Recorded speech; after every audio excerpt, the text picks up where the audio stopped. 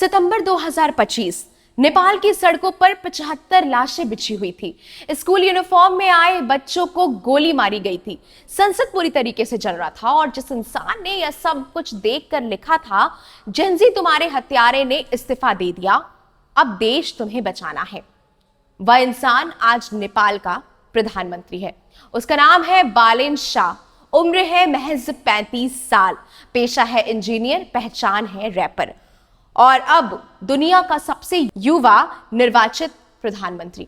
आज उन्हें सत्ता में ठीक 1 महीना हो गया है। तो चलिए देखते हैं क्या कुछ बदलाव हुआ है, क्या कुछ बदलाव नहीं हुआ है और क्या कुछ आगे होने वाला है। काठमांडू का एक मोहल्ला नारा देवी, एक आयुर्वेदिक डॉक्टर का बेटा, पढ़ाई में सिविल इंजीनियरिंग, फिर भारत आया, बैंगलोर में इंजीनियरिंग की और मास्टर्स की डिग्री ली। लेकिन बालेन शाह को जो असल ताकत दी गई थी वो कोई डिग्री नहीं थी, वो थी रैप। 2012 में पहला गाना आया, सड़क बालक। नेपाल के नेताओं पर, भ्रष्टाचार पर, गरीबी पर। टुपैक और 50 सेंट से प्रेरित होकर उन्होंने नेपाली गलियों पे कहानियां लिखना शुरू की। वो रैपर जो सत्ता को गाली देता था वो 2022 में काठमांडू का मेयर बन गया और मेयर बनते ही जो पहला काम किया, बुलडोजर चलवाया। काठमांडू की अवैध इमारतों को धाराशाही किया गया। लोगों ने ताली बजाई। बसें काठमांडू आती थी तो उस पर लिखा होता था, बालेन के शहर चला रहा हूं। यह सिर्फ एक नेता की पॉपुलैरिटी नहीं थी, यह एक पूरी पीढ़ी की उम्मीद थी। सितंबर 2025 नेपाल के पीएम केपी ओली शर्मा ने एक झटके में 26 सोशल मीडिया प्लेटफॉर्म्स को बंद कर दिया, जिसमें फेसबुक, यूट्यूब, व्हाट्सएप, इंस्टाग्राम सब कुछ शामिल था। जवाब में काठमांडू की सड़कों पर स्कूल यूनिफॉर्म में हजारों बच्चे उतर आए।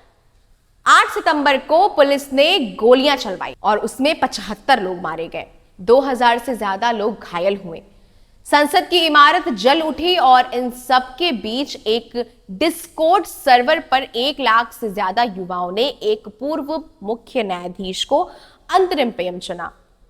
डिजिटल वोटिंग से इतिहास में पहली बार इस तरीके की वोटिंग हुई। ओली जो है वो पूरी तरीके से भाग चुके थे। सुशीला कार्की ने शपथ ली और चुनाव की तारीख तय की गई, 5 मार्च। इस चुनाव में बालेन शाह ने सीधे ओली के घर में घुसकर उन्हीं की सीट पर उन्हें पूरी तरीके से हरा दिया। 68,000 वोट नेपाल के इतिहास की सबसे बड़ी जीत थी। ओली को 18,000 वोट मिले। 27 मार्च 2026 एक रैपर इंजीनियर नेपाल का प्रधानमंत्री बन गया।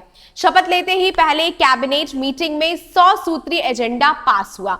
50 काम 1 महीने में पूरे करने का वादा किया गया था। पहले 24 घंटे में केपी ओली शर्मा और पूर्व गृह मंत्री रमेश लेखक गिरफ्तार। आरोप की जेनजी प्रदर्शनकारियों की हत्या में आपराधिक लापरवाही की गई थी। सरकारी दफ्तरों से नेताओं की तस्वीरें हटाई गई।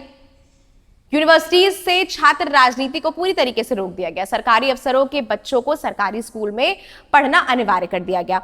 हर 15 दिन में सैलरी, और जो फैसला सबसे ज्यादा चर्चा में रहा वो था भारत से 100 नेपाली रुपए से ज्यादा का सामान लाने पर सीमा शुल्क देना होगा। मधेश इलाके में जो बालेन की अपनी जड़ें हैं, बॉर्डर के लोग धरने पर बैठ गए क्योंकि इस इलाके में जो लोग हैं वो डेली अपने बाजार को भारतीय किराना दुकानों से जो है वो लगभग खरीदते हैं और करते हैं।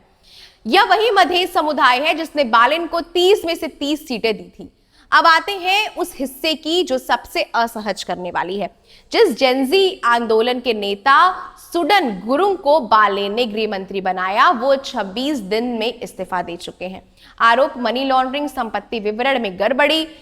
इससे पहले श्रम मंत्री दीपक शाह को भी पद छोड़ना पड़ा था। उन पर आरोप था कि उन्होंने अपनी पत्नी को स्वास्थ्य बीमा बोर्ड में बिठाया है। वही ओली और वही ढर्रा।